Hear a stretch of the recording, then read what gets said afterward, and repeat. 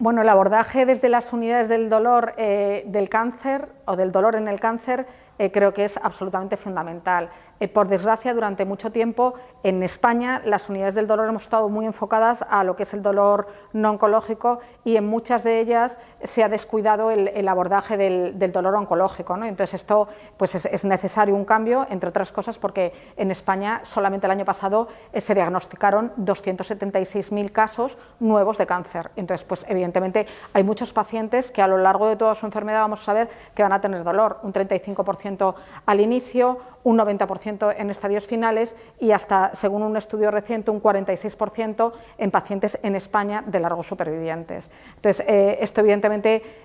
son pacientes que tienen dolor, muchos de ellos dolor intenso y que necesitan un abordaje mucho más holístico. Es más, en estudios como el de Bennett del 2019 demuestran que a pesar de un buen tratamiento farmacológico del dolor, este está mal controlado cuando el paciente tiene cáncer, hasta cerca de un 40% de los pacientes. Todos estos pacientes podrían beneficiarse de la intervención multidisciplinar y sobre todo de la intervención de una unidad del dolor, donde se puede aportar, por un lado, evidentemente, un manejo farmacológico, no solamente de los opioides, sino de otros fármacos en los cuales las unidades del dolor tenemos muchísimo más experiencia y fármacos que en otros entornos se utilizan, pues, por ejemplo, la ketamina,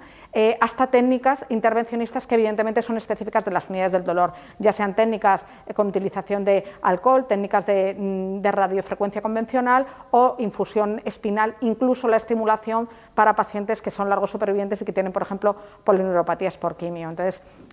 bueno, es muy importante todo lo que se ha hablado en el Congreso y se está hablando en cuanto a abordaje del dolor porque da una perspectiva de paciente completamente distinta que antes no tenía, unas posibilidades de acceso a terapias que antes en el tratamiento de su dolor pues muchas veces no eran implementadas.